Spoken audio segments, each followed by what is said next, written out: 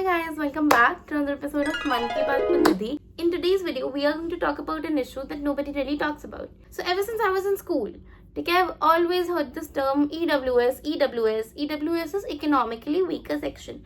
अब जिनको नहीं पता, स्कूलों में कुछ सीट्स रिजर्व्ड होती हैं EWS के लिए, मतलब जो फाइनेंशियली स्टेबल नहीं होती फैमिलीज, उन सब के लिए EWS कोटा होता है. उनकी फीस 0 होती है. उनके खर्चे मतलब एनुअल चार्जेस, स्टेशनरी वेशनरी यही सब होता है. मतलब मेन जो ट्यूशन फीस होती है, जो हैवी अमाउंट होता है, वो नहीं होता उनके उसमें. वो ड्रॉ सिस्टम से आते हैं स्कूल में and sit with the normal kids जो प्रॉपर फीस दे रहे हैं. ठीक है, हमेशा से मुझे सिस्टम गलत लगता है. I really hate the concept of it. I feel like हमें पहले उस बस्ती के बच्चे का पर्सपेक्टिव समझना चाहिए. वो क्या क्या सोचता है, मतलब जब भी वो स्कूल आता है उसके दिमाग में क्या क्या चलता है. आपने कभी ये समझने की कोशिश की है? नहीं की तो let's start and let's get into the video. मान लो कोई बच्चा बहुत ही इकोनॉमिकली वीकर सेक्शन से आ रहा है. मान लो जैसे मेरे स्कूल में था, एक बस्ती थी वहां पे, सपेरा बस्ती करके, वहां से बच्चा आता था हमारे स्कूल में पढ़ने के लिए. ठीक है, अब कोई बच्चा वहां से आ रहा है और कोई बच्चा एक नॉर्मल फैमिली से आ रहा है जो वो फी अफोर्ड कर सकता है, मतलब लाख रुपए जितनी भी होती है फीस वो अफोर्ड कर सकता है साल की उसके पेरेंट्स. अब उस बच्चे को थोड़ी डिस्पैरिटी फील होगी. उस बच्चे के पास लिमिटेड रिसोर्सेज है. वो शायद 10 साल में एक बार बैग खरीदेगा और वो उस बैग को फर्स्ट से लेकर 12th तक यूज करेगा, मतलब जब तक खराब नहीं हो जाता तब तक. लेकिन जो घर का बच्चा 1 लाख रुपए फीस दे रहा है साल की, या मतलब जितनी भी है वो दे सकता है साल की, तो उसके माँ बाप ऑब्वियसली एक बैग भी दिला देते होंगे साल में 1000-2000 रुपए का. तो कोई दिक्कत नहीं, वो हर साल अपना बैग चेंज करता है. And it's not only about bag, it's about tons and tons of other things. आप सब लोग जानते हो क्या क्या डिफरेंसेस होते हैं एक अच्छे घर से आने वाले इंसान के और एक जो बस्ती से आ रहा है, वो सब. I am no way trying to mock anybody. I am just trying to bring out an issue that nobody talks about, and मेरे दिमाग में बहुत चलता है. ठीक है, अब उस बच्चे को वहीं पे डिस्पैरिटी फील होगी पहले. ठीक है, और वो हमेशा ये सोचेगा यार ये मेरे साथ क्यों नहीं होता, ये मेरे साथ क्यों नहीं होता. वो कंपेयर ही टोटली डिफरेंट टैक्स ब्रैकेट के लोगों को करता है अपने साथ. बस्ती वाले बच्चे के घर में क्या बात होती होगी कि डिनर खा सकते हैं नहीं खा सकते. नॉर्मल बच्चे के घर में क्या बात हो रही है, आज रात को पिज्जा खाएंगे. तो कल स्कूल आएंगे जो बच्चे, तो मान लो हम लोग से बहुत बचपन में बात करते हैं, यार कल रात को तो मैंने ये वाला पिज्जा खाया. तो होती है ये बातें, and kids talk about it which is very normal. तो मानो कोई बच्चा बस्ती से आ रहा है, वो क्या बोलेगा कि मेरे को कल डिनर भी नहीं मिला. मतलब वो बच्चा इतना स्मॉल फील करेगा अपने अंदर ही अंदर. Of course nobody should be ashamed of where they come from, but then when it happens again and again with every single thing, मतलब तुम देख रहे हो वो 2 रुपए का पेन यूज करेगा, एक नॉर्मल बच्चा ट्राईमैक्स यूज करेगा, वहीं पे तुम देख रहे हो 58 रुपीज का डिफरेंस आ गया. 60 रुपए का ट्राईमैक्स, 2 रुपए का पेन. ऐसी छोटी छोटी चीजें बहुत सारी हैं. चाहे कितना ही कह लो कि नहीं फर्क पड़ता. जिस बच्चे को पढ़ना है वो बस पढ़ने आता है. ये सब चीजें तो बस मटेरियलिस्टिक है, कोई नहीं देखता.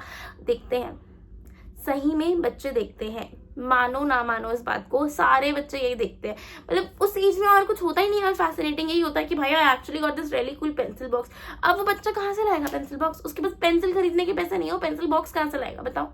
तो मुझे हमेशा से ऐसा लगता है कि ये जो बच्चे EWS से आते हैं, इनको ऑलरेडी एक बहुत बड़ी क्लास डिस्पैरिटी फेस करनी पड़ती है. They do not relate to anything these people do. जैसे कोई नॉर्मल बच्चा अपने घर से आ रहा है, उसके एक्सपीरियंसेस अलग हैं, और कोई बच्चा बस्ती से आ रहा है, उसके एक्सपीरियंसेस अलग हैं.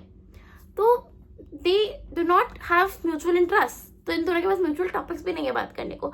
तो एक बैरियर क्रिएट हो जाता है चाहकर ना चाहकर. टू बी ऑनेस्ट, मैं जिस स्कूल से पढ़ी हूँ मुझे नहीं पता था, मुझे बस 2-3 बच्चों को पता था. मतलब वो तो बहुत ही विजिबली दिखता है. जैसे मान लो हमारे घर पे साल में 2 बार यूनिफॉर्म मिलती थी, 2 जोड़ी होता था. फिर वो बच्चा हर साल वही सेम यूनिफॉर्म पहन के आता है. तो मतलब वो सब चीजें दिखती थी. It's the same old T shirt, same old jeans, यहाँ से फटी हुई है, वहां पे सिलाई धागे के निशान है. मतलब I am not trying to mock anybody, I am just trying to say what I have noticed. And you might consider me stupid for noticing such petty things, but भाई ये सब चीजें नोटिस में आ जाती है. मैं चाहकर भी उसे अवॉइड नहीं कर सकती थी, वो दिखता था. तो I could only tell a few people कि हाँ these people were actually from the EWS category. बाकी नहीं पता चलता था because they used to dwell in so well.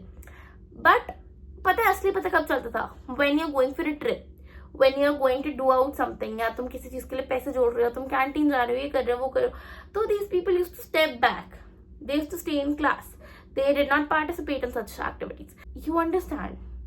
You grow up and you understand कि why this person could never do all of these things that you did. पहले तो यहाँ पे ये डिस्पैरिटी आ जाती है, और वो जो बच्चा बस्ती से आ रहा है उसको ये हमेशा फील होता है, हमेशा उसको हमेशा एक डिफरेंस दिखता है. चाहे कुछ भी हो जाए, कुछ भी हो जाए, कितना ही नॉर्मलाइज करने की कोशिश कर लो, एक डिफरेंस हमेशा दिखता है उस बच्चे को. ठीक है, आई एम नॉट सेइंग कि EWS को स्कूल में पढ़ाना is a wrong thing. Of course everybody has the right to be educated, but what I believe is कि rather than putting them all into the same class. अब जैसे मैंने अपने एक दोस्त से सुना, वो DPS में था, उसके उधर क्या होता था, सुबह का बैच में नॉर्मल बच्चे आएंगे सारे, और एक शाम का बैच होता था जिसमें EWS बच्चे आते थे सारे के सारे।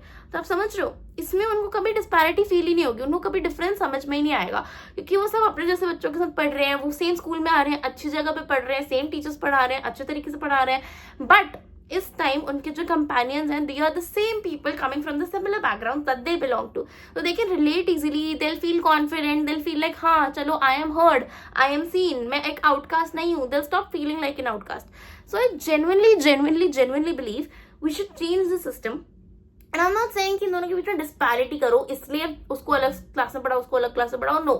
The main reason I'm saying this is कि मुझे सही में ऐसा लगता है कि ये जो बच्चे बस्तियों से आते हैं, EWS होते हैं, ये सब इन लोगों को बहुत आउटकास्ट फील होता है, and you can just tell by the way these people behave. And I have always felt sorry, I've always felt bad for these people because there's nothing I can do. But there's one thought that I think is very correct, is if we give the same education to these people but with similar minds, with people with similar background, so that they don't feel inferior in any way and they feel like yes, I can do it. These people are very similar to where I come from and there's no disparity. I can focus all on my studies. There's nothing else to worry about. No, there's no trip coming up that I have to pay for. There's nothing that these people will judge me for. Nothing. So that bacha will be so much more happier. This is just a suggestion. Let me know whatever you guys think. So yeah, that is it for today's video. Thank you so much for watching. See you guys tomorrow. Bye.